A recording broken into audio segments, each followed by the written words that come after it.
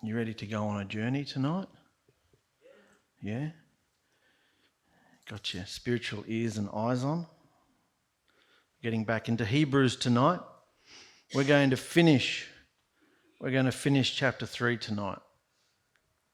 And this last part, Paul is dealing with the wilderness. Paul is dealing with the wilderness rebellion, which ties in great with what we've been learning about lately, about that bitch of a bride, first bride, Israel. Let's get into it. The first couple of verses here are just a summary so you can remember what we were talking about. So, my set-apart brothers, those called to be partakers of the supernatural, heavenly calling, closely consider Messiah Yahusha, the great apostle and high priest of our confession. Remember going into all those parts? For he was trustworthy and obedient to him who appointed him, just as Moses was trustworthy in all his house. We dealt with the house of Moses last time we did it, remember? All the things that Moses' house entailed, and Moses was a trustworthy servant. Messiah was a son over his own house. So we're comparing Yahusha with Messiah. We're comparing Yahusha with Moses, We're comparing Yahusha with Moses.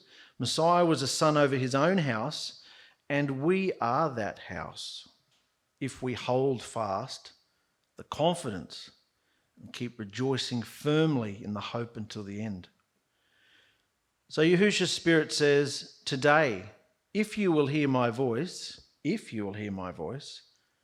don't harden your hearts like that bitter rebellion in the days of the wilderness trials, where your fathers tempted me, provoked me, proved me, and saw my works for 40 years. For I was grieved and devastated with that generation, and I said, they always rebel in their hearts and refuse to know my ways.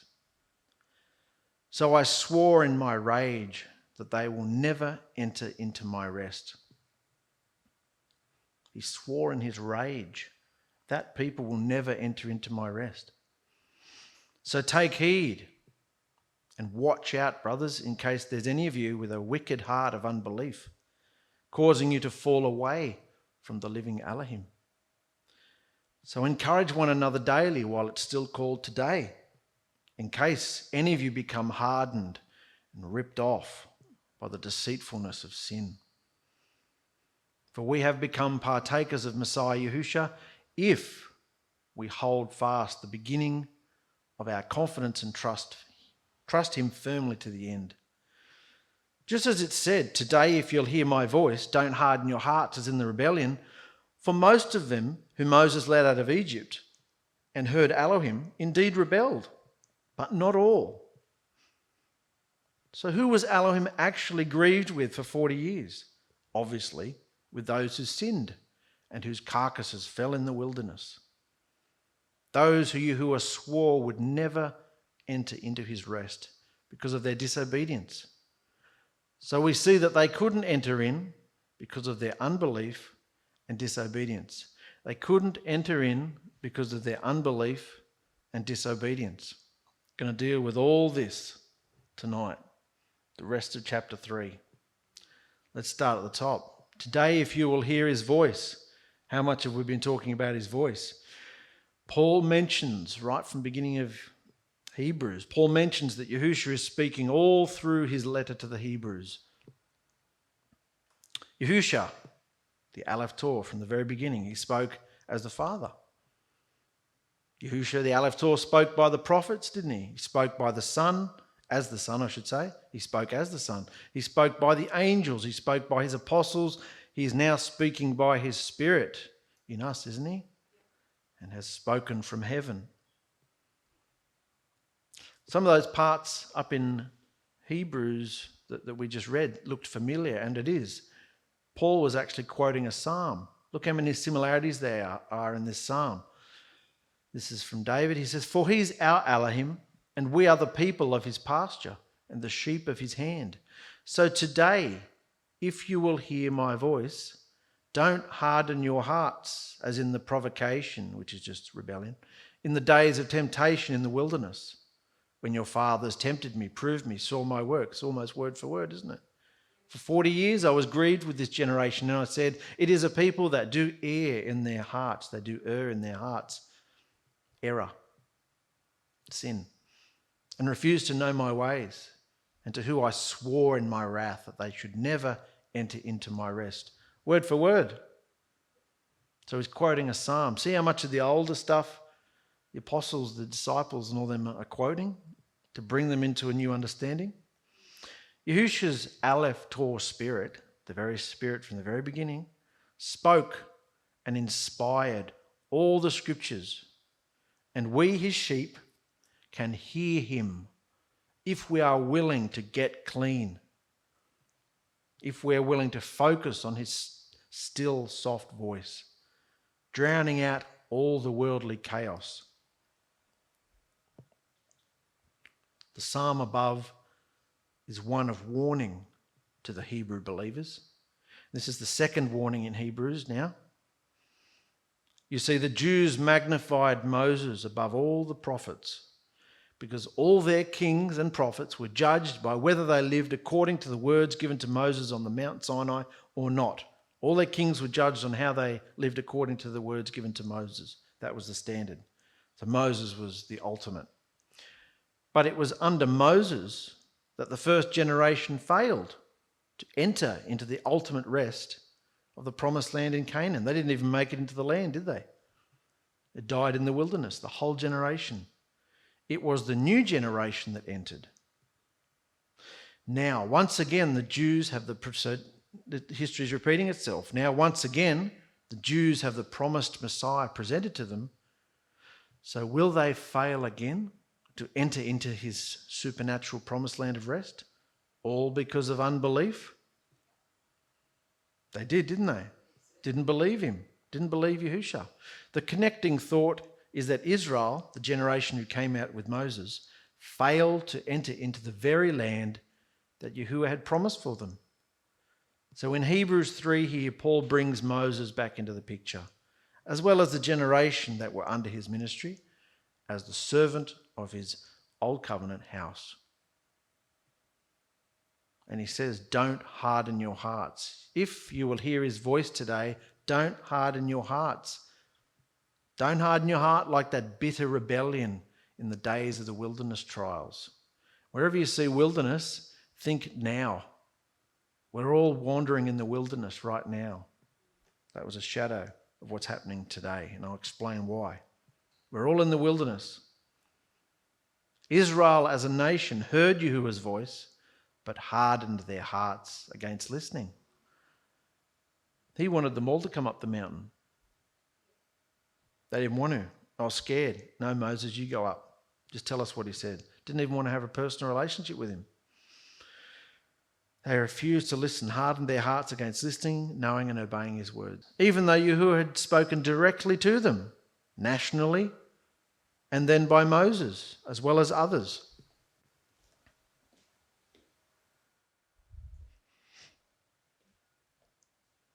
So Paul is pointing out a wicked, whorish heart condition here in Israel. This is a heart condition. After all the signs and wonders and miracles the nation had witnessed, they should have believed Yahuwah, shouldn't they? Should have believed him. Fire from the sky and the death of the firstborns and frogs and plagues and lice and water turning to blood and you name it. Egypt still hasn't recovered today. And they were delivered from 400 years plus slavery, and they still whinged and complained, and we'll see this here. But here it is the inner condition revealed, the proneness of the human heart to unbelief, in spite of all the supernatural miracles. And this was the warning to the Hebrew believers to watch and guard against the hardening of the heart. This warning, of course, applies for us still.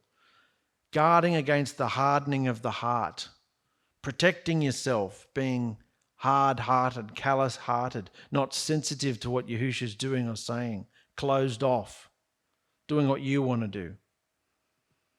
Let's talk about that bitter rebellion, as in the provocation Do you know what provocation means? What's the main word in provocation? Provoke. You know what provoke means? It's written right there. Yep, to strife, to contention, a very bitter provocation. It's like poking a bear with a stick. What do you think's going to happen? Talking smack to an opponent, you know, when they get in the boxing ring and they, come on, you know, provoking someone to beat the hell out of you. The people, this is what they did. I'd never looked at it like this. The people of Israel actually began to provoke Yahuah soon after they left Egypt. And did so for 40 years. I just thought they were whinging. They were actually furious in his face. How dare you bring us out of Egypt? Look at this and look at that. And I'm sick of the manna and I'm sick. Look at these. Ooh, he wanted to, when Moses was up the mountain, he was so angry, he felt like he did right before the flood. He said, I'm about to wipe out these people. Moses, you can stay up here and I'll just start again with you. We'll find you a bride and you can start the nation again from nothing. And Moses begged and pleaded, no, take me instead. Please don't. Look at everything you've done for these people. The nations, it'll just be an embarrassment. They'll say, what did you bring us out here for? Just to kill us all? And Moses pleaded and interceded for Israel. Whinging about everything. After all the patience, the long suffering and favour of Yahuah that Israel had experienced, they still provoked him. This is like last week's article, isn't it, that Christopher wrote?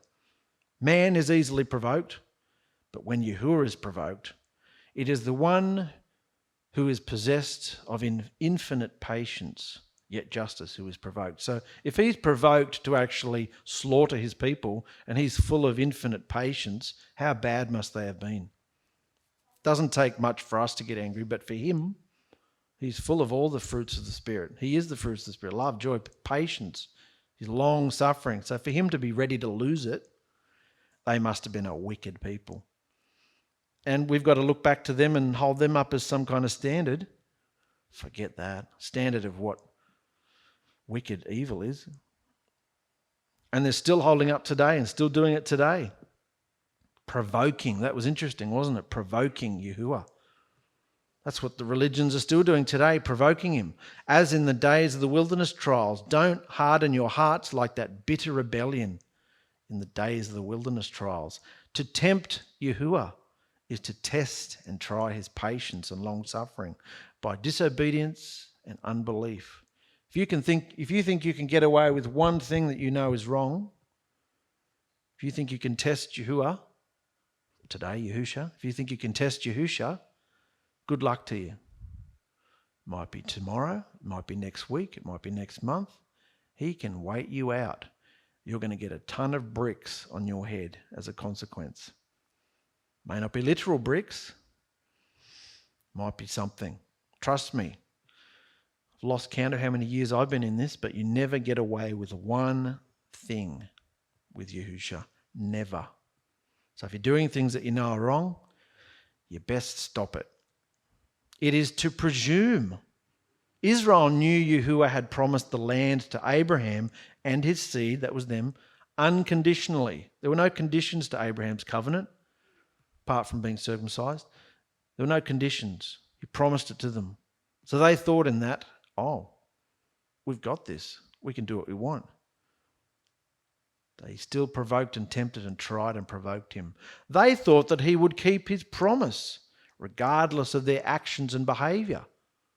But the thing they failed to realise was that Yahuah could make a breach of promise or alter his purpose for that generation and yet still keep his word, because he always keeps his word, and keep his promise by fulfilling it in their children, the next generation of Israel. That's still technically Abraham's seed, isn't it? Yep. So you bastards are wandering in the wilderness until you're dried and dead in the desert, and I'll give it to your children, which would have been anybody under 20. Anybody over 20 would have been wiped out over that 40 years. So anybody under 20 would be the next generation. 20 was the age where that decider was. Of course, there was Joshua and Caleb as well. They were the older dudes. And this is exactly what Yahuah did. Notice that the same warning is also given to this next generation of Israel before they went into the land. They too could have prolonged their stay in the wilderness as well. Don't harden your hearts like your fathers tempted me, where your fathers tempted me, provoked me, proved me, saw my works for 40 years. Somewhere it says here, I don't know if we get to it, it was supposed to be an 11-day journey from Egypt to the Promised Land. 40 years. Israel tempted Yahuah 10 times. That's the number of trial, testing, and responsibility. Yahuah actually wanted to prove Israel, prove them, test them, bring them on, mature them, but instead they proved him, provoking him to anger. Massa means tempting or proving. That's one of the spots they did it. And 𝗪𝗓𝗪 means children of strife. That was a spot where he belted the hell out of this rock because he was so frustrated with them and the water came out. That place was called 𝗪𝗓𝗪. Why? Because it means children of strife. All the places that they named as they went along were named after what happened there. Tempting, proving, strife. These were two places out of many where Israel complained and demanded water and saw my works for 40 years. Here we have the whole period of time in the wilderness, wanderings, miraculous works seen for 40 years. Apart from the odd trading they could do with the outside nations, he kept them supernaturally sustained. The shoes didn't wear out. He always provided quails and manna and he fed them. 40 years. 40 years is a long time. I'm only 46, so that take away 6. That's my whole life. That's a long time to be wandering in the desert, isn't it? This period of time covers the complete journey from Egypt to Canaan land. Unbelief made, there it is, the 11-day journey into a 40-year journey. Note, the Jewish nation rejected the promised Messiah, Yahusha, and faced judgment in AD 70 when Jerusalem was destroyed, which was 40 years later. Interesting. Happened again. All Yahuah's works, the 10 plagues, the Passover deliverance, the Red Sea, the cloud, Miriam dancing, praising Yahuah, songs of Moses, the manna, the water, the quails, healing covenant, brazen serpent, Mount Sinai, tabernacle of steam, the presence, the miraculous preservation of the wilderness. These are all my works. Israel saw them all and still refused to believe. Now, I know we've had lots of drama coming into this experience and facing it and believing it, but if there was a literal fire like that, what we saw before, on top of this building, getting the whole nation's attention, big supernatural fire, it'd be pretty hard to ignore, wouldn't it? Yeah. And in the daytime it turned into a cloud. You know, like, how could you take that for granted? You know? And that's just one of many, hundreds and thousands of miraculous signs that happened. Grieved and devastated. That's how he felt. For I was grieved and devastated with that generation because it was his bride. Look at the effort he went to bring them out. It started all the way back at Abraham. And he said they always rebel in their hearts and refuse to know my ways. They always rebel in their hearts. They're given an instruction, but they do the opposite. Is that the type of personality, character you want to have? Well, check yourselves. They always rebel in their hearts and refuse to know my ways. Grieved or displeased, in other words, to feel disgust with. That's a big jump, isn't it? To be disgusted with something. Think of something you might be disgusted with. The bottom dregs in the garbage bin, or, someone vomiting on the floor, or, That's how he felt about Israel. Grieved, displeased, devastated, disgusted.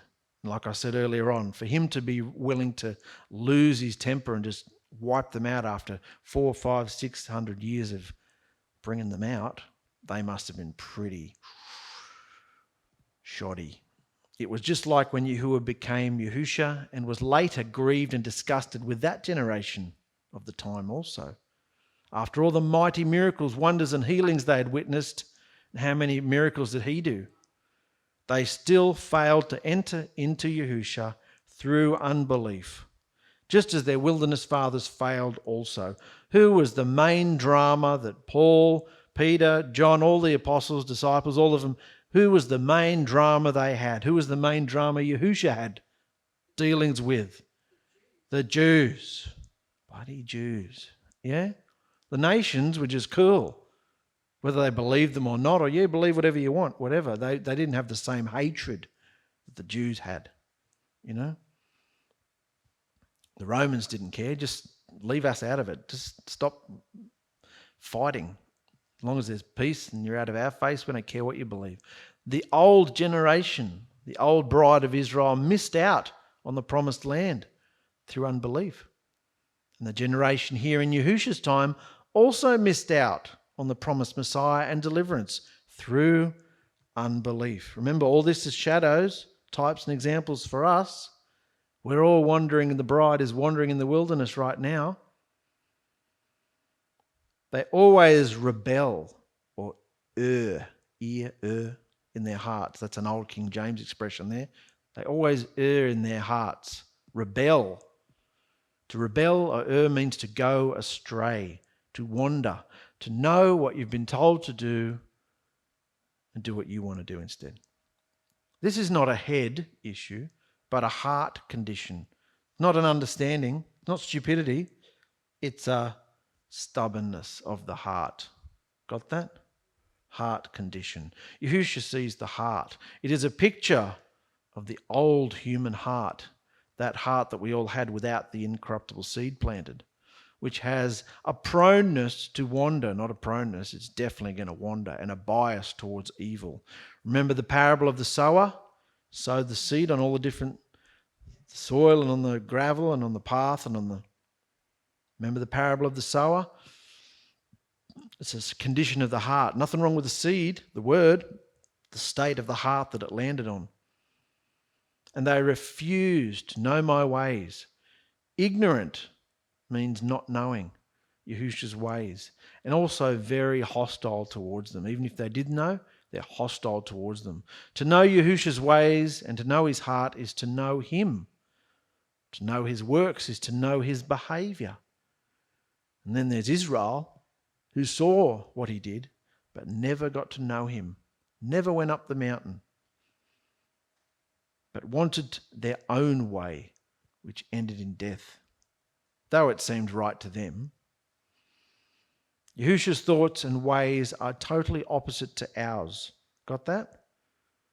Yahusha's thoughts and ways are totally opposite to ours, as high as the heavens are above the earth. That's how far from opposite his thoughts and ways are to ours.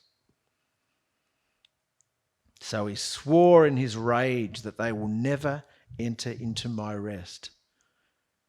And they never did. They never did. Israel had experienced Yahuwah's favour, his love and his compassion, long suffering and patience. But the opposite to this is wrath and rage. If man rejects the one, if mankind rejects the one, he falls into the other. If you reject Yahusha, you fall into his rage. There is love and compassion of Yahusha on one hand, and there's wrath and rage as well.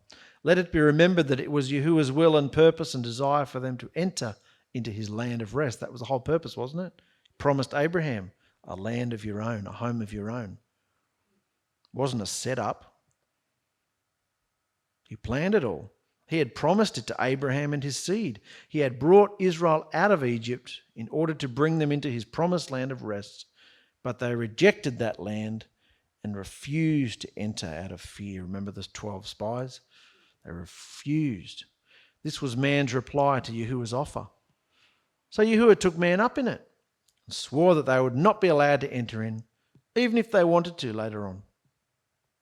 So the fault lay entirely with Israel for her refusal to enter into the promised land. And there was no fault with Yahuwah. They rejected the land promised to Abraham, Isaac, and Jacob, and to themselves as a nation.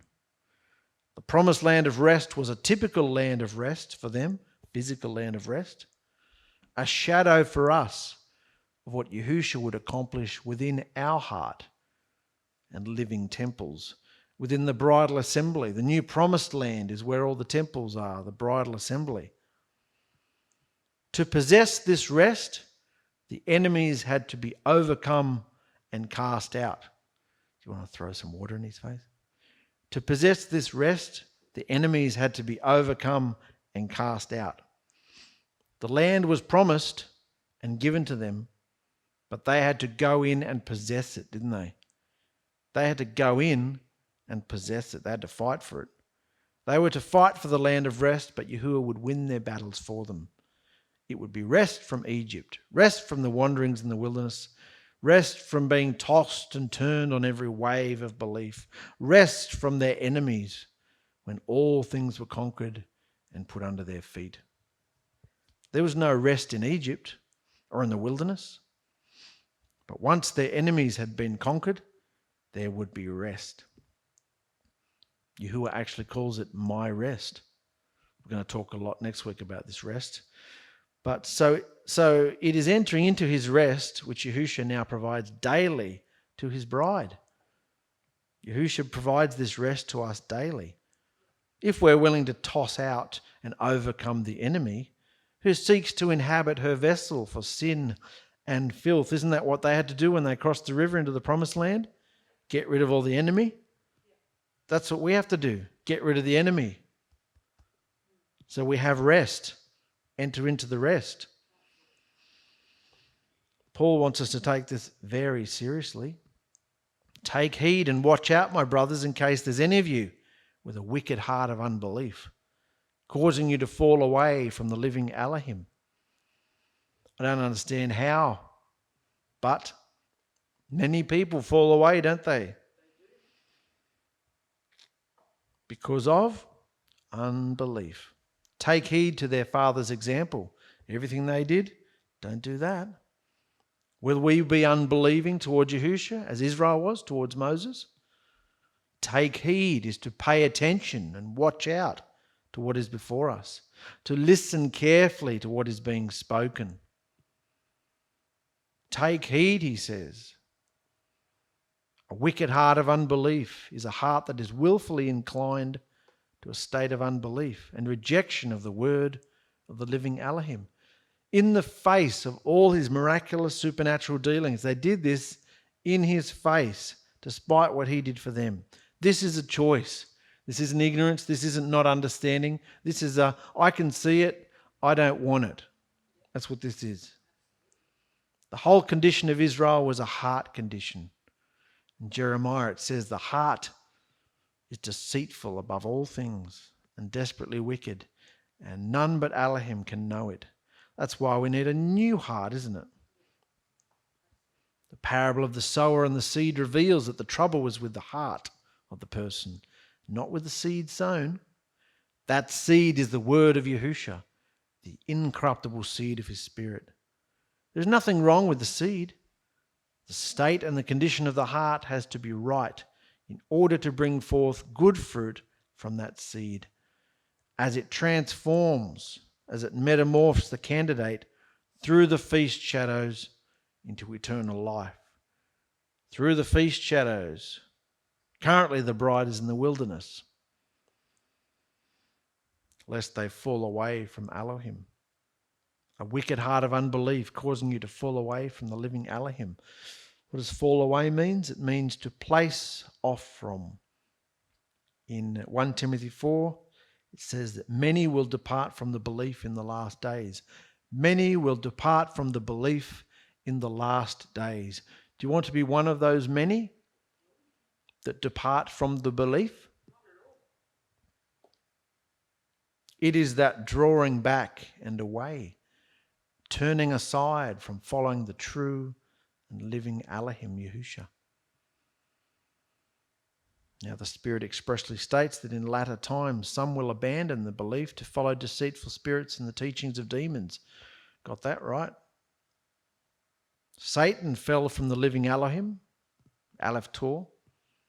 So it's the step towards apostasy, of falling away. Not just the falling away from a certain creed or a system or a group, but from the actual person The actual way and behavior of the living Elohim Yahusha. That's what you're falling away from. The evil heart of unbelief causes the person to depart, to be removed from following the Aleph Torah Yahusha. They want their own way. We don't want to see that happen, do we? So that's why we need to encourage one another. Advise and encourage one another daily while it's still called today, in case any of you become hardened by the deceitfulness of sin, ripped off. The ministry of exhortation and encouragement is in the body of Yahusha, and it's important to make sure our own vision is clear when we encourage our family in Yahusha. Paul is exhorting, which means to advise. In the tabernacle there was the daily sacrifice and the daily incense and the daily bread in the service of the sanctuary. Why? To sustain, strengthen the priests in their ministry to the portal ark. So today in the true assembly there is also the daily service for the bride as she serves Yahusha. That's why we have a fellowship, an assembly. That's why we have an altar. That's why we have all these services for the bride to be encouraged. If she needs it, to offload, to free herself up, to confess, so that we don't get hardened. Our heart doesn't go hard by sin. Sin is deceptive. Sin is deceiving. It deceives the person whom it controls because they think they're doing the right thing because they're deceived.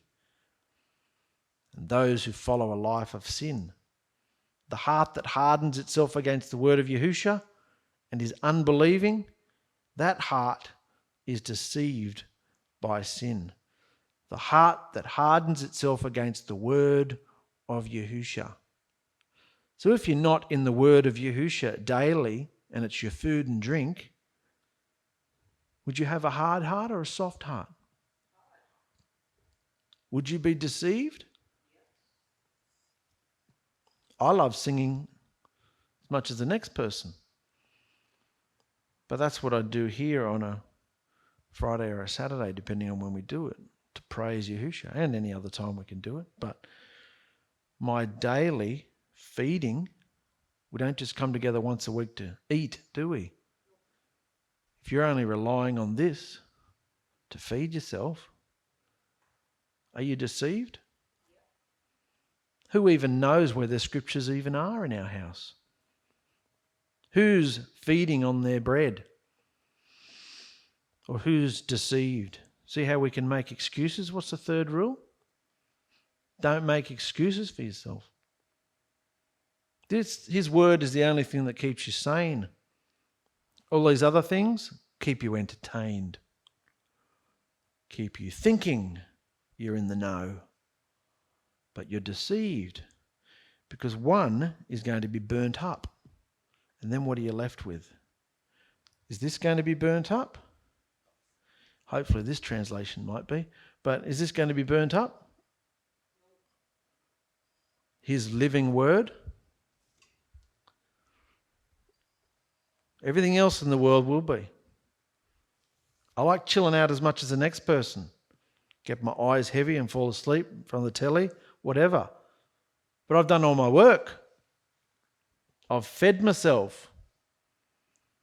Done everything he wants me to do. And then some more, double checking. Is there anything else I need to do?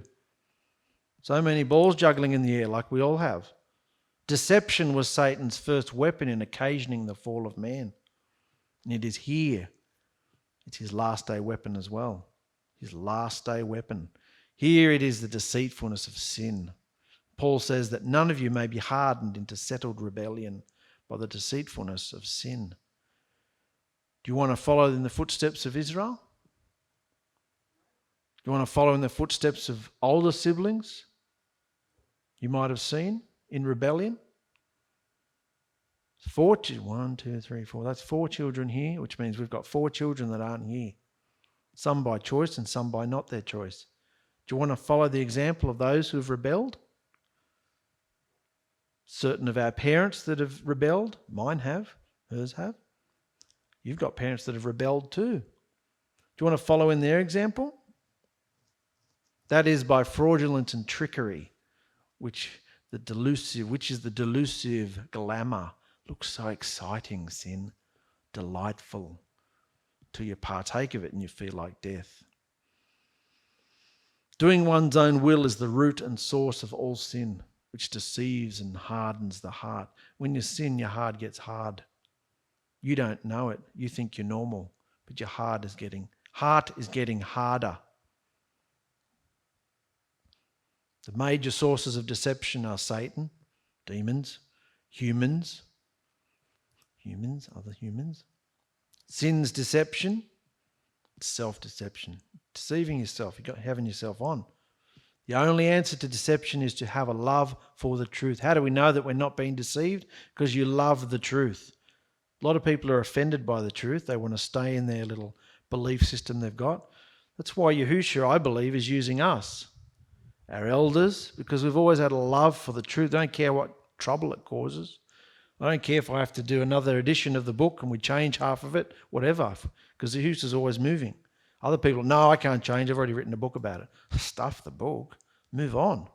Throw that one in the trash and print another one. Whatever. You've got to follow the shepherd. You can't just stick a stake in the ground and go, oh, this is where we're going to stop. The only answer to not being deceived is to have a love for the truth. And where do you get your truth from? Even if it hurts. The only truth in this world is Yahusha's living words. So Paul says to encourage one another. For we have become partakers of Messiah Yahusha if we hold fast the beginning of our confidence, that excitement we had, that first love we had when we got immersed, when we came together, when we were doing this and doing that and doing this and doing that.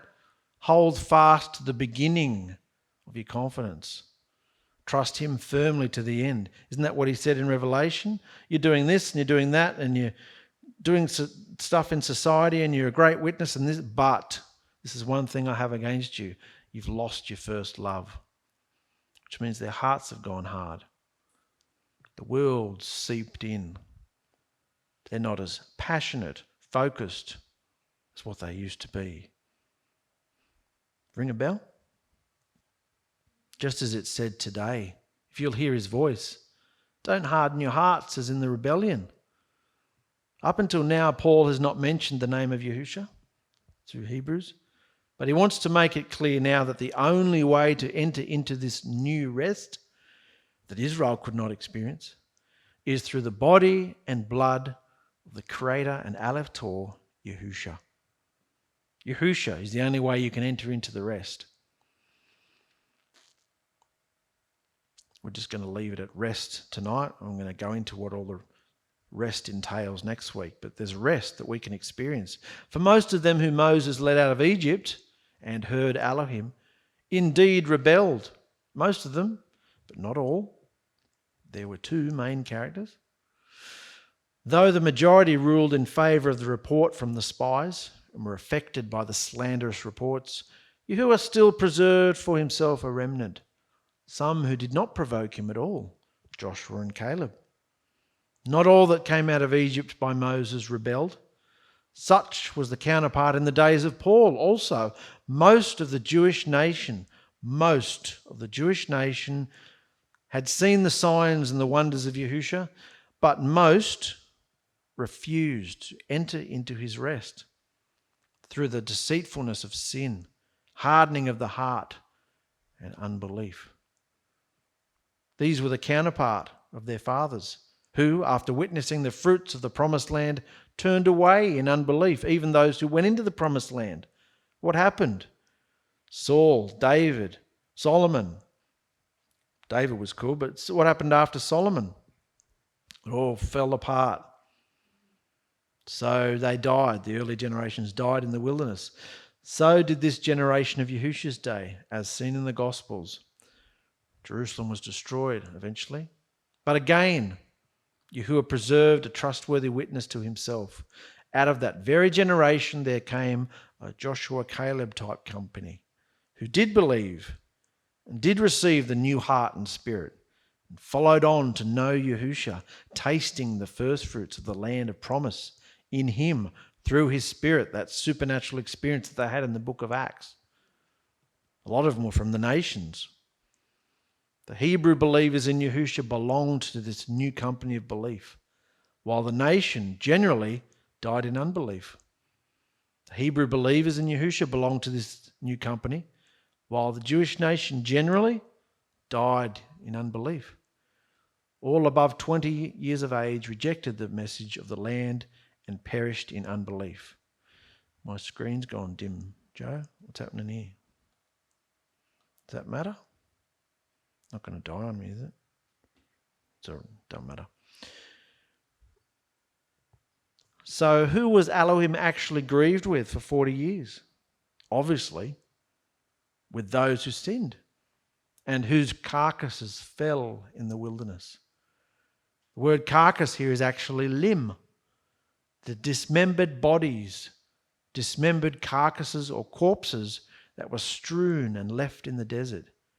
The word carcass implies that their bodies fell from limb. Their bodies fell limb from limb. Very graphic, isn't it? So near, yet so far from the very land they were to enter into. Self-inflicted terrible judgment came upon them because of the sin of unbelief. So the thought here is that the wilderness journey would exhaust them, cause them to faint, and under the judgments of Yahuah, they would fall to pieces, limb from limb. That's what they did. They all died in the wilderness, except two. How many wilderness wandering bridal believers are sick and dying today for not discerning, not seeing who Yahusha really is and the behavioral metamorphic requirements. They don't even know who he is. Paul says that. Many are sick and dying among you because you don't discern the body and blood of Yahusha. They think that's a communion thing, a Passover supper thing, a bread and a cup type. No. Who is the bread? Who was the bread and the cup? Yahusha. They're not discerning who he really is. What have we discovered in the last few weeks about who he really is? He is the new Elohim, Yahusha. The new first fruit creation. And you should see the slanderous hatred, seething hatred that people have for it. Why do you think half the bride's sick and dying? Those who Yahuah swore would never enter into his rest. Well, if you don't want to enter into Yahusha's rest, great. Up to you. Because of their unbelief. So we see that they couldn't enter in because of their unbelief and disobedience. We see that they could not enter in because of unbelief. The one thing that kept Israel out of the land was unbelief. It was not the giants in the land, nor Yahuah, but their own unbelief, themselves. The great giant that kept them out was unbelief. Unbelief is not a lack of understanding. Got that? Unbelief is not because you don't understand. Unbelief is an unwillingness to trust Yahusha. An unwillingness to trust Yahusha. Unbelief is the greatest sin against Yahusha. Did you know that? For it is disobedience. In fact, unbelief and disobedience mean one and the same thing. One is the inner root and the other is the evident fruit. Unbelief happens within you. It's a heart condition. And the fruit of that is disobedience. Unbelief is a choice of the heart. Not merely a conflict of the mind. To believe is to see and follow Yahusha, where he is going. Belief is obedience. Unbelief is disobedience, isn't it? So here in Hebrews 3, Paul uses Yahusha's first bride, Israel. Here in Hebrews 3, Paul uses Yahusha's first bride, Israel, which is the wilderness assembly, and her quest to enter the luscious promised land of milk and honey, and its failure. He uses that as a type. He uses that as a shadow for the heart condition of the bridal assembly today. He's talking to us, isn't he? And her unbelief to enter a promised place of rest and elated joy. Do you understand this so far? One was a shadow. They wouldn't enter into the land of promise. Today, everybody's wandering around in the desert, not entering into the rest, into the elated joy after her journey through the redemptive wilderness feasts of testing and trial. From her Passover exodus, Pentecost spirit experience, empowerment, onto tabernacles, overcoming, and maturity. That writing's a little bit small, but see this chart here? This is the redemption process. And you can have a think and a decide where you think you are at on the chart. The Passover, you've got to go through the feasts. You've got to experience these feasts, don't you? Passover, Egypt, slavery. Some people are still in Egyptian slavery, controlled by things of the world. Repentance, forgiveness, atoned by blood. They came out by the blood of the lambs, didn't they? We've had that experience, haven't we? When we go on to Pentecost, you get immersed in the Red Sea. Sinai, where they got the marriage covenant. New heart and a new spirit.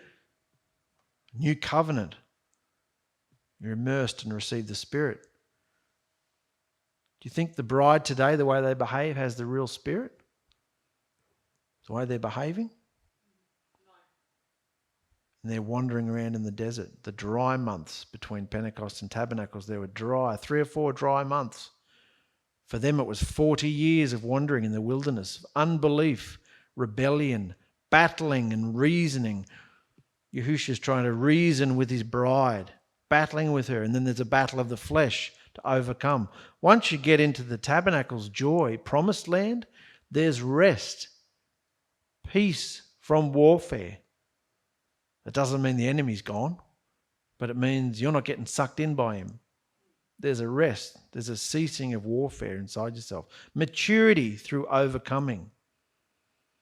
And of course, this whole process is to bring us into love. So the bride today is wandering around in the wilderness. And a lot of the bride, more than half, don't even have the real Spirit because they don't even accept Yahusha. And even those that use his name don't face that he's Elohim. So they're peddling, using, deceived, a lot of them, still using the name of Yahusha, but sick, pestered, dying. Most believers today are camped around the Passover experience. There. Camped around the Passover experience. Still in the wilderness though, because, but they're having this experience here. They're still arguing. Still arguing over Yahusha's name. They can't even come together on that. Who he actually is. They don't even know who he is. They refuse to assemble, will not assemble, and insist on a false online social anonymity, hiding in religious groups that stunt her growth, fuel her unbelief, and leave her wandering aimlessly through the wilderness, not following Yahusha to the place of promised rest. Going on and on and on about the Jewish thing, the Hebrew shadows, the Hebrew language. How many Hebrews do you meet in your day? Even if you were to meet a Jewish person, they don't speak original Paleo-Hebrew. They speak Babylonian Aramaic style Hebrew, those that can speak it. That's not even the real type anyway. How many people do you meet that you would ever use the Hebrew language to? Oh, you can see them online groups though. They encourage it. See how deceptive it is?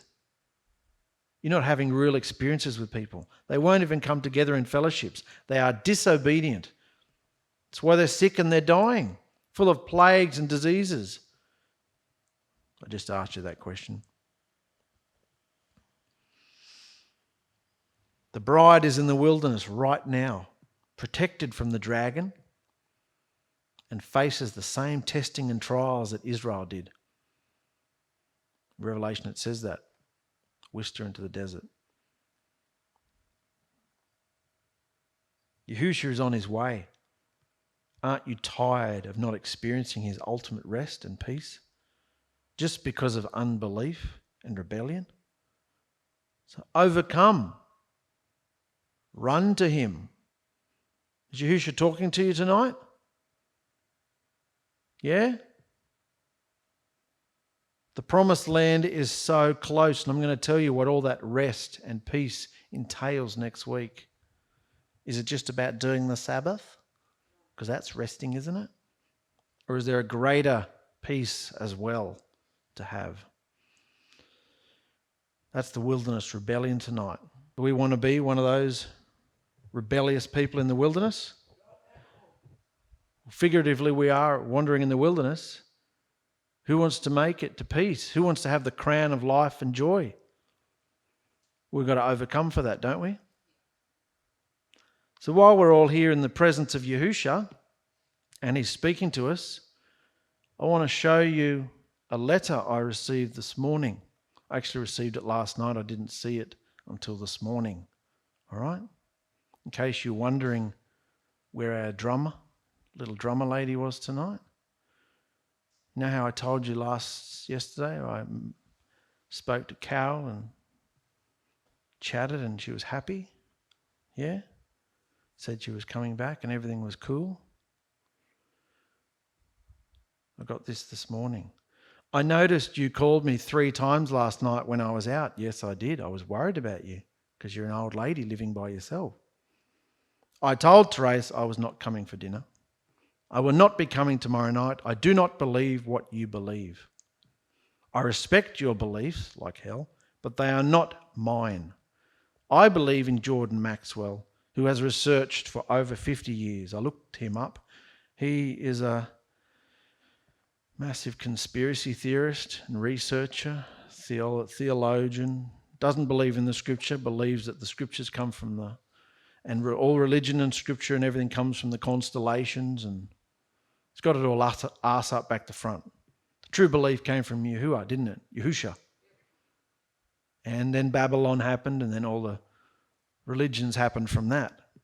So most of the religions today are from sun worship, but not the true one. Anyway, she's attached herself to this guy. He's dead. He's not even alive anymore. You do not seem to have an open mind, only what you believe. Your focus is on Yahusha, but your children seem unruly and lack manners. I suggest you get your own house in order, which is your responsibility and not Yahusha's. Do not contact me to try to persuade me. I have my beliefs, so I ask you to respect them as I respect yours. If that's respect, I don't want to see what the disrespect is. So what's Yahusha saying to me? I have to look at this and say, what's Yahusha saying to me? Despite the messenger, very easy to judge the messenger, isn't it? With all her loud, crazy behaviours. What's Yahusha saying to me? What's Yahusha saying to you? You've got an outsider coming into our home, witnessing what goes on amongst my children. The segregation going on amongst my children, it's even in the room tonight. Big separation right down the middle. See it? Happens all the time. The looks, the glances, the comments, the mutterings, the judgments. Now someone from the outside has commented on it. Do you think Yahusha's getting our attention about something? How many of you this week have I had words to about many things? All of you? I'm not stopping. Not stopping. I'm getting emails from the school. I'm getting comments from believers now that don't want to associate with us. Now, a lot of it is because of the teaching. I faced that. I'm not blaming you. The buck stops with me, actually. But I'm drawing your attention to it so you can see as a family what we have to achieve. Yeah? Told you. Well, remember that church we went to in Cairns that time, and how happy and greeting everybody, hospitable, yeah? Very easy to judge the messenger. Oh, we opened our home to her and fed her and gave her this and do that. We can have our complaints, but what's Yahushua saying to our family? Get it together. Yeah? Isn't that what we have to do? If we want to see Yahushua move, why do you think he's not sending people? What are they going to experience? Chris and Victoria have been telling you people since you were this high that your manners are disgusting. Basic communication. Hello, goodbye, please, thank you. How's your day? What are you up to? Since you were this high, your mother refused to do it, encouraged you to go the opposite, enjoyed your rudeness towards them and older people. Change. We all have to change. You understand? Otherwise, we'll be like those whorish bride in the wilderness. Do you understand? Is it serious enough to you yet? Mum and I are the priests in our home. As far as you're concerned, if we talk to you, Yahusha is talking to you. Do you understand that? If there's something wrong with what we say, who's going to belt the living hell out of us? We're the priests in the home. If we tell you something, it's coming from Yahusha. I have to be like that with my wife. You've seen me most of my marriage with her not be like that. You've copied my example. You guys have copied her example, the opposite, both ways. You've seen all the things we've done wrong and you've got a record of them all. But Yahushua wants us to get in order, doesn't he? I have elders in the assembly. We all have elders in the assembly. I can judge what they say and do what I want too. What happens to me? You've seen me go through that too. There's a natural order of things. Authority in the assembly. Your job is to do what you're told. My job is to do what I'm told.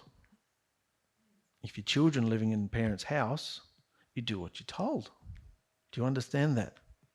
I can talk to you like this because there's no other outsiders here tonight. So, it's just our family. Christopher's been researching fellowships and assemblies and congregations, and it just means families.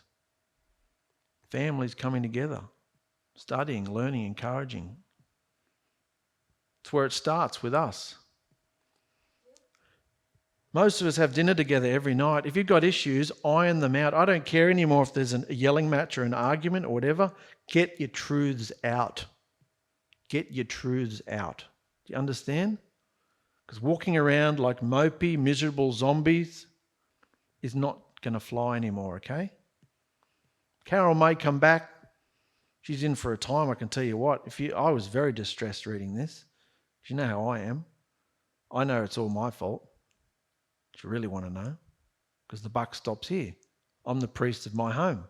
My home is not in order. I wanted to just go and get a t-shirt made saying, unqualified, shut the meeting down, shut down the bastard, what's the point? Who wants that? Yeah. So we go on. We surge on. I'm not going to be unqualified. I'll just keep speaking out.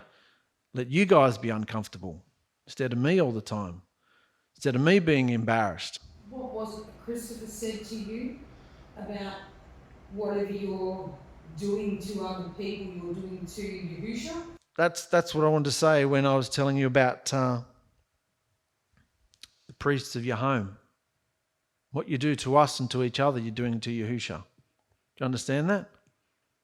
If you're given things to do, given behaviours, given chores, given requirements, given standards, told how to behave, told how to live, told how your room, told how your car, told how everything.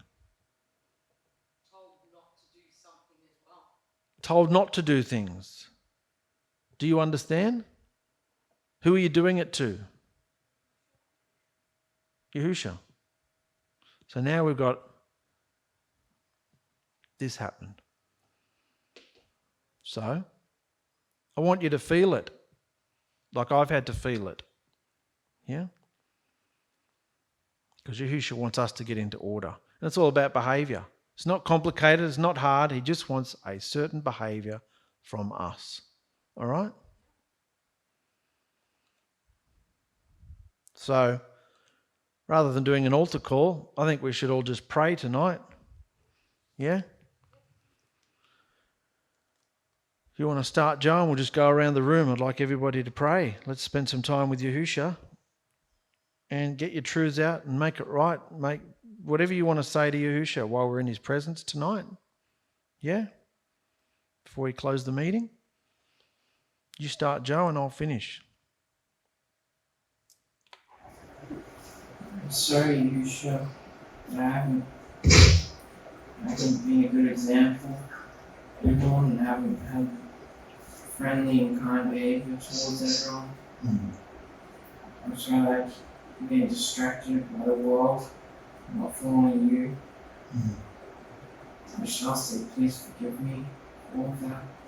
I just want to do better now and come back to how I felt when I first started Mass. Just really sorry. So again. Yahusha, I'm sorry for the way I behaved and for not doing what you want me to do. And also you help me so I can do the right thing and do what you want me to do. And so I can help and just do the right thing. I want to do better. I want to behave the way you want me to behave. And also you help me to do that. So good. So good. Yahusha, please forgive me for what I've been doing to others. I did not know that I was doing it also to you. I want to do far better than I have been. I ask that you forgive me. So good. So good. I'm sorry, Yahusha, for all things like mentioned, and please help with that also. So yeah. Hallelujah. Yahusha, I ask that you help us, all of us. We are all very sorry for everything that we have done, me especially. I ask that you help us with our anger, with our judgments, so that we overcome with your help, your love, your guidance. I know that we can all do this. And I pray that you can help all of our children see your love, know your guidance, know your hand. I am sorry for everything that I have done to everybody and to you. Please forgive me. So be it. Sunday. Yes, Yahusha, I'm sorry for not leading by example, for not believing you the way, not believing what I'd been told for many years, wanting to do things my way, in my arrogance and ignorance. Thank you for getting my attention. Thank you for getting all of our attention like you do. Thank you for using this time while our elders are away to really come in hard on us and show us what it is you expect from a real bridal assembly. We can't get away with even the sneakiest of glances or looks or behaviours. You're recording all of it and you don't like it. Thank you for showing us. I repent to you. I want to get my home in order. I'm sorry I haven't spoken out. I'm sorry I gave up for a long time there. Couldn't be bothered with the fighting. And it just got worse. I thank you that you showed me the way now, Yahusha. Give us all strength this week. Help us get back to our first love. To continue feeding your sheep, working in your reign. We close this meeting tonight, Yahusha, in your precious name, for you are the new living Elohim. Bless all our friends and family, for Chris and Victoria over in Western Australia, for all our children. Bless them, keep them safe, and provoke us to real change this week, Yahusha. So be it. Any of you want to say anything before we break? Anything you want to share? Complain, accuse, this, that? Get your truth out while we're in Yahusha's presence? I might as well say it. Dad told you not to wear your headphones while you're riding your bike. You blatantly refuse to follow the instruction. I saw you today, you had them in. It's against Yahusha. You will not listen and do as you have been instructed. And it's time and time and time again. And you keep blaming everybody else in the house as well. And it's not fair. Is it? No. What have you got to say?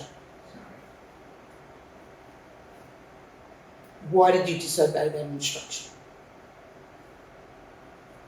Because I like to listen to music all night.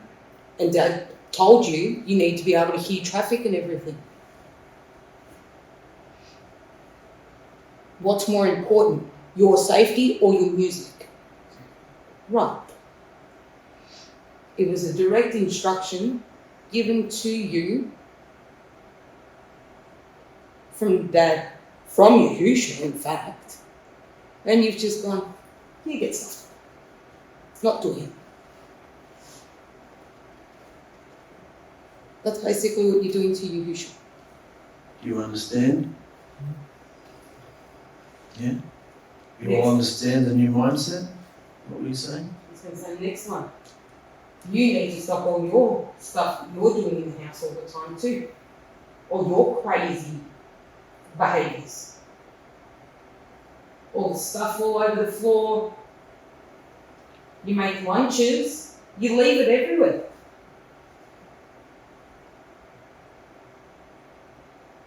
Do you see what other people do when they've used something in the kitchen? Right. So you need to start doing the same thing. Understand? It's not difficult. I've already had enough chats with you, Joe, this week, haven't I? You know what you need to do? And I've got one for you. Stop your back chatting, especially when Nana's around. Nana has Satan in her. Not Yahusha. Spoke to you last You know night this. about your legacy, didn't I, Vina? How you leave one place is how you're going to go into the next one. You want to leave on good terms, don't you? If you insist on leaving, you want to leave the right way at least, don't you? Yeah. You understand the new mindset? If we're wrong, who will quickly get us into line? So you don't have to worry if our instruction's wrong, do you? What are you doing now?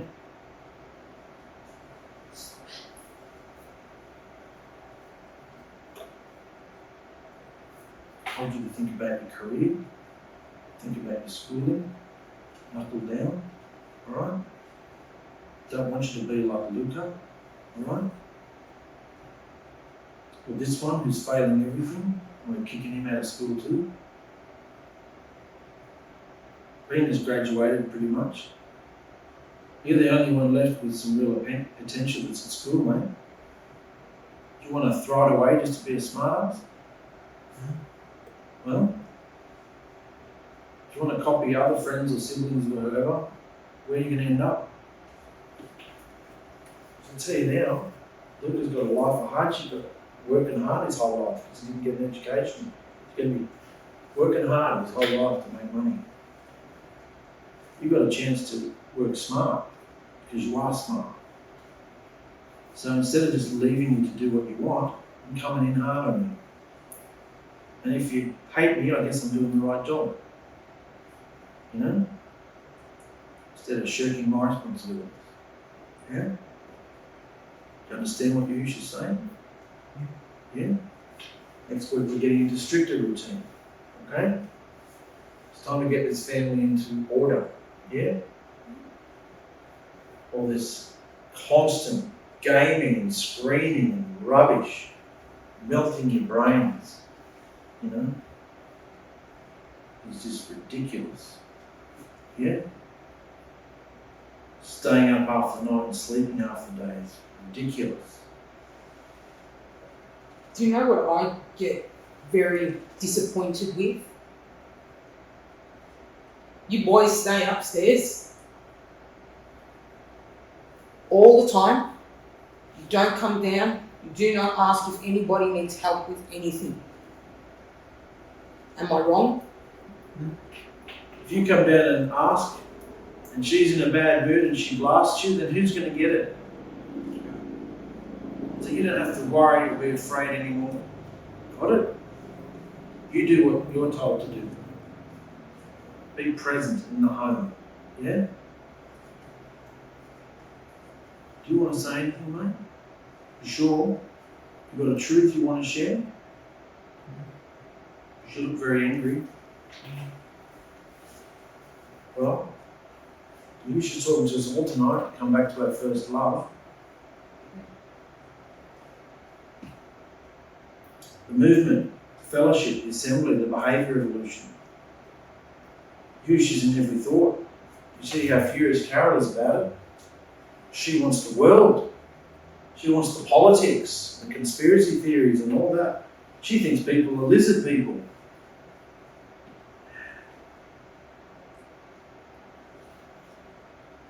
Don't think for a second I'm blaming you guys, because that was a demonic attack, if you really want to know what we've all been through. I'm using that to show you what people are saying about us, okay? Despite what they are, okay? We've all tried to help her, love her, calm her down and everything. We all know what we've been going through with her, suffering. But there's still a truth in it. Yeah? How we felt about it. Yeah? So I'm leaving it at that now. Chase after her and try to help her and make sure she's okay. Worried because she's living alone and she's stressed out or whatever. Now she's done that. We'll leave it now and wait and see. As far as I know, she's still a client, so we'll see her every so often. I just want you to know what's coming against us all. So our behaviour has to be impeccable, doesn't it? Yeah. And it starts in the home, because that's where we invite people to, isn't it? Yeah.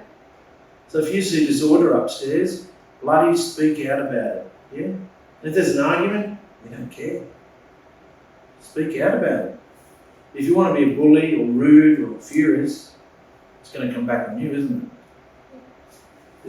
Just like if I don't present my truths to you in a nice way, it's going to come back on me, isn't it? But I still have to address them. Yeah? Yeah. Alright. Well, that's enough now. You all see something? Yes. You all see the direction? Oh, good. You all know what the right thing to do is. It's not a head issue, is it? No. It's a heart issue. I'm a dad after end, I can do this. I can stay up late, I can steal this, I can whatever it is. You're doing it unto Yahusha. Who speaks to us? He sees everything. We don't need to put cameras up. Yahusha tells us everything. Understand? Because you're also filthy and bad at covering your tracks, we can see where you've been anyway. We can basically track you around the house. Oh, okay, they've been here, they've been there.